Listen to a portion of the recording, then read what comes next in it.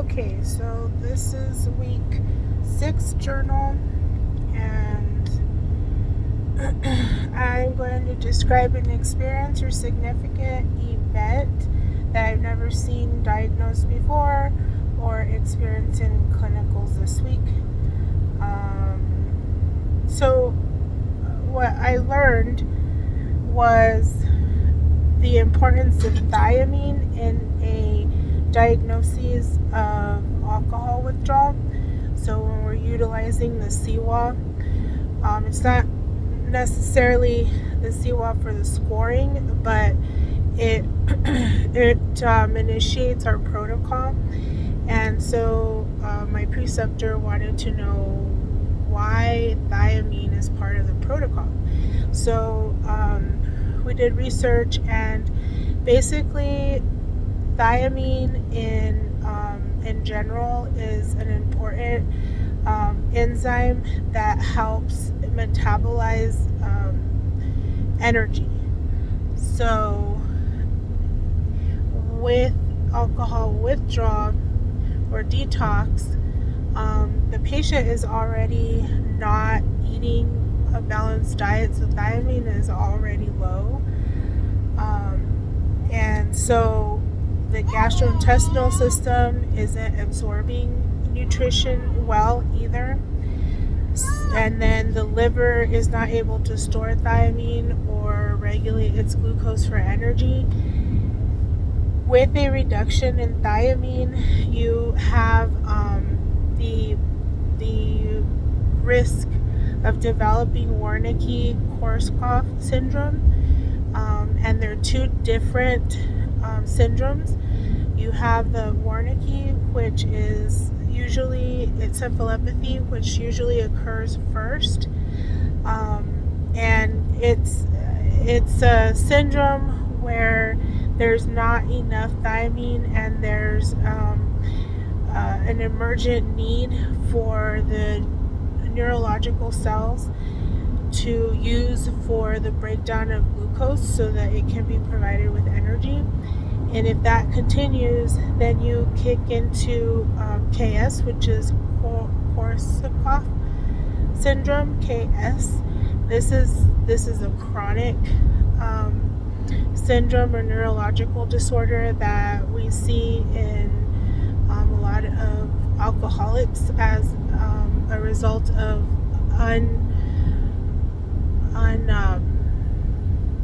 untreated WE. So that is a reason why thiamine is part of the CWA protocol. It's to reduce neurological damage.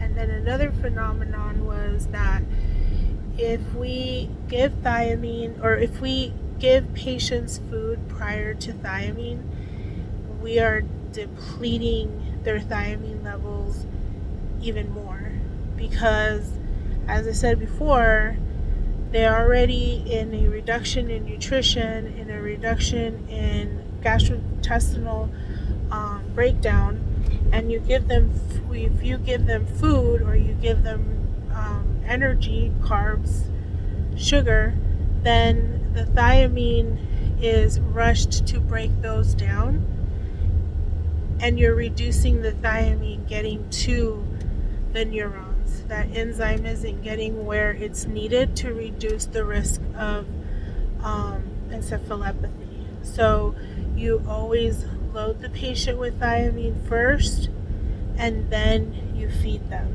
And this is to reduce, again, the risk of WE, and then if chronic, then KS.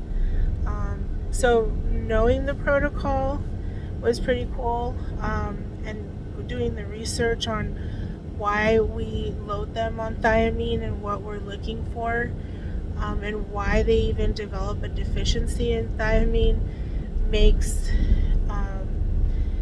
me appreciate and understand the need for B1. Alright, so how does this impact me in understanding as a PHNP?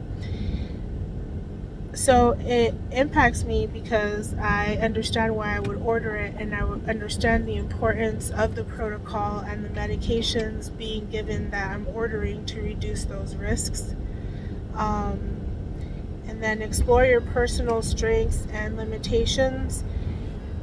So my strengths are, I like to know what I'm giving and why I'm giving or why I'm practicing it. So even as an RN on the floor and I'm doing a CWAP protocol, there's something that came up at some point, but I wasn't the prescribing provider. I was the, okay, what's the score? And I give them the Ativan that's necessary, or I give them the medications that the protocol is ordered.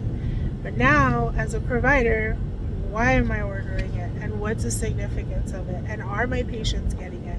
And does the nurse know that we need to load them on thiamine prior to giving them the medication, and the importance of that?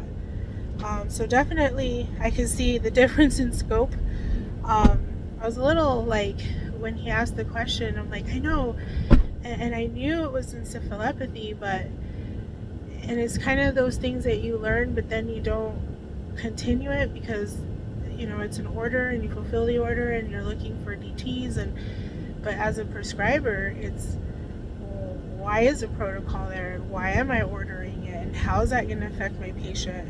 It's a different scope for sure. It was a little bit of an eye-opener because it seemed so significant, but when I did my research, I'm like, wow, this is definitely important to go back and understand the patho, and as a prescriber, why it's so important.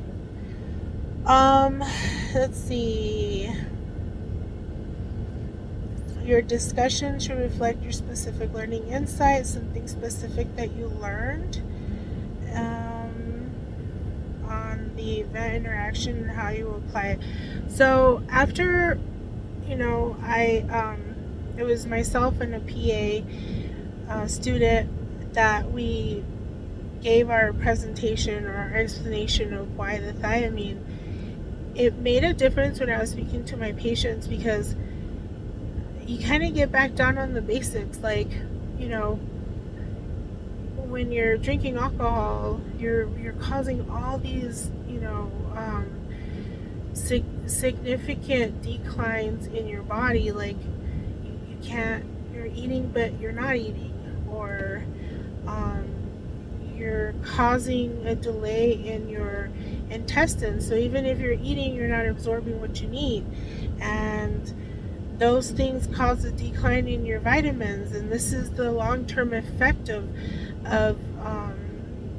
KS, or excuse me, WS or WE encephalopathy. Then it goes into chronic, and this is why. And this is why I'm ordering this protocol for you, because I don't want you to have damage, neurological damage. But I think that one-to-one with the patient afterwards to try to help him invest in his future and his addiction was definitely a different conversation. I approached it way different. So that definitely was an eye-opener. Yeah, I think that's about it. It's understanding the protocols and why we use them, and why I would prescribe it, and why it's there, and the research behind it. It's really cool. That's it.